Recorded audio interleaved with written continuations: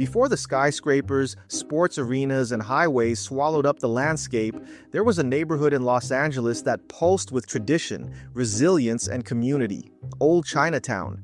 But today, that version of Chinatown is gone, not just forgotten, erased, like it never existed.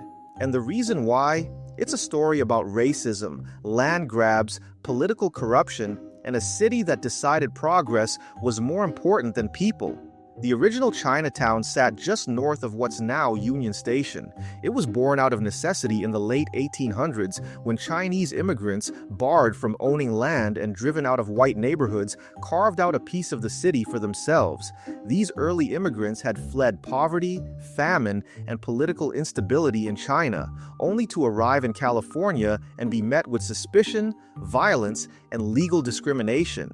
Despite these challenges, they established a foothold in LA, laying down roots in an unfamiliar and often hostile environment.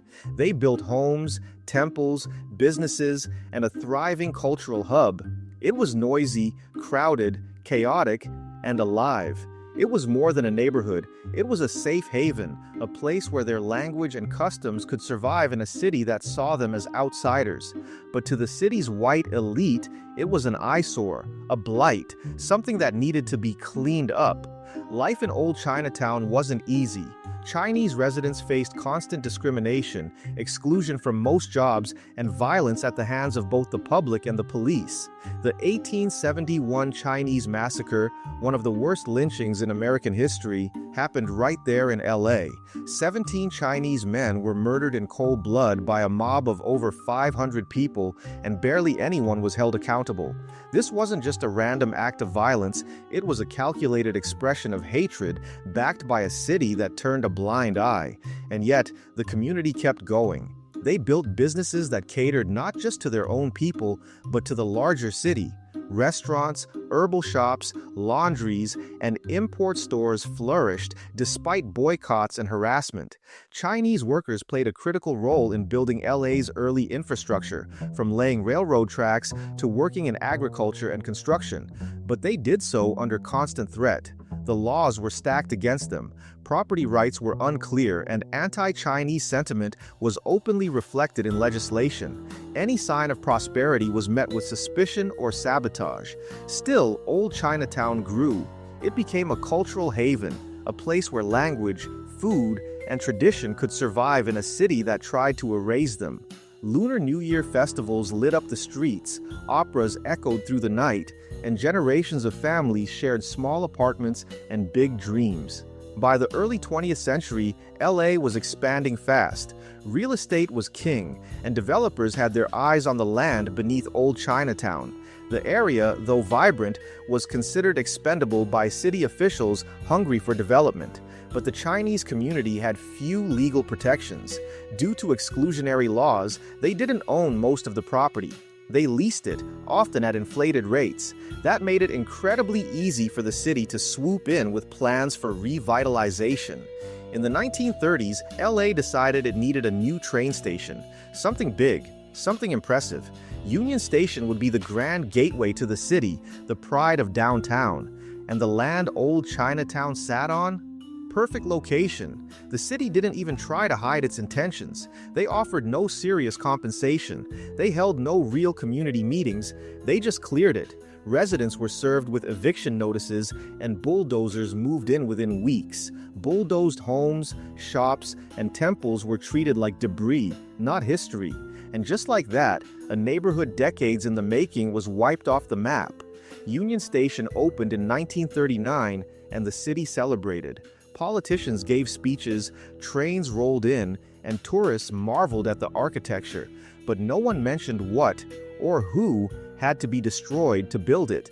The displaced residents of Old Chinatown were left with almost nothing. Their homes were gone, their businesses destroyed, and their sense of place shattered. Some moved into makeshift housing, others doubled up with relatives in other parts of the city. Families that had spent decades building lives were now forced to scatter.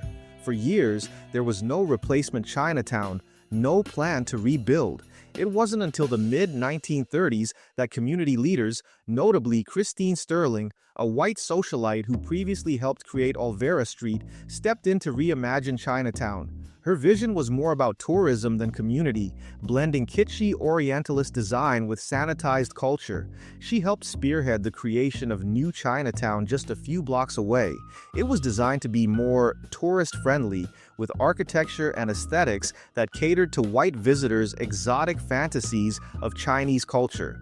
Red lanterns, pagoda-style roofs, and photo-ready dragons adorned the storefronts. It was a sanitized Hollywood version of what once was, and while it did give displaced residents a new place to gather and do business, it wasn't the same. The heart of old Chinatown, the one built by Chinese immigrants for Chinese people, was gone. What makes the story of old Chinatown so tragic isn't just the destruction of buildings, it's the erasure of memory. Most Angelenos today have no idea that an entire neighborhood once stood where Union Station now sits. There are no major plaques, no statues, no public acknowledgement of the community that was sacrificed. It's like LA decided it was easier to forget. But history has a way of lingering. You can still find remnants of old Chinatown if you look closely. A foundation here, a photograph there, ghosts in the archives. Some original bricks lie hidden beneath parking lots, and old street names survive in dusty maps. And for the descendants of those who lived there, the memory is very much alive.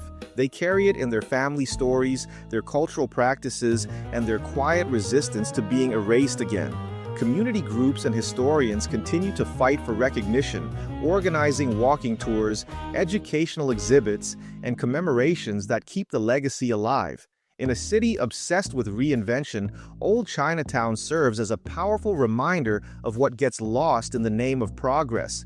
It's not just buildings or streets, it's people, lives, culture, stories. When we bulldoze neighborhoods for development, we're also bulldozing the soul of a community. And if we don't learn from that, if we don't acknowledge it, we're bound to repeat it. So next time you pass through Union Station, look around. You're not just in a train station, you're standing on top of a neighborhood that once thrived, a community that refused to be invisible, and a history that deserves to be remembered. Let that knowledge change how you see the city around you, because no amount of concrete or glass can fully bury the truth of what was lost.